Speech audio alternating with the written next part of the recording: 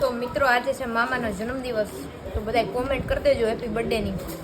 અને આપણે એને આમંત્રણ આવી ગયું હતું કે બનાવવાના નવીન, એટલે પહોંચી ગયા છીએ આપણે પરબારું કરવા. આ બેને બનાવી છે તાબડતોડ આમ ભાજી વિથ ચીઝ, અને મને ચીઝ વગર ભાજી ન ભાવે એટલે મેં ચીઝ નાખી લીધું. શું કે ભાજી ભાઈ?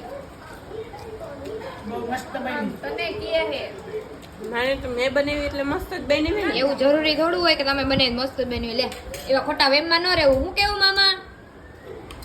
પૂછી લેતા તીખી થઈ ગઈ. હા બરાબર. એટલે જો આમાં બધાને ચીઝ નાખવું પડ્યું આમાં. અને એકે કીધું તું કે તીખી બનાવજો, એટલે એની મમ્મીએ 2 વાર મને લાગે ભૂલમાં ચટણી નાખી દીધી છે. મારી બાને તીખી નથી લાગતી. હા બાને ન લાગે. એમાં બાને હું વહુના હાથના રોટલા ખાવો એટલે એને નો કહેવાય તીખી લાગે. નકર બીજી વાર બનાવી. નકર બીજી વાર પાવભાજી કેન્સલ.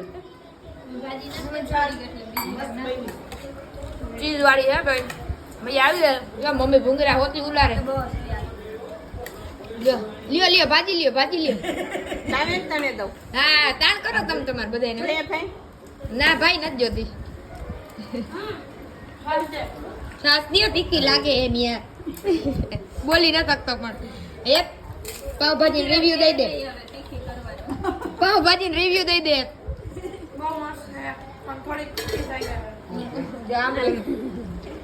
કઈ ખવાય ચાહે વધશે ને આખું ભર્યું તું. એમને આખું ભર્યું તું. હવે આમાં તરિયું દેખાણું. હજી એક વાર જ લીધી છે. બીજી વાર બધા બે તમે લેજો આમાં પાવ તો હે ને છે ને યાર. ભાજી ખાવો તમે ક્યાંથી પરબારું માંથી ડાયરેક્ટ જોઈ લ્યો મેં. ભાઈ આવડી ખાડી ખાઈ ગયા લાગો કા એક તો. એક તો ખવાય ને હજી. ઠીક હા ભલે કાંઈ વાંધો નહીં. ઓહ ચીઝ ના લોંદા પડે હો ભાઈ. ખાઈ લેજો. ખરાબ છે.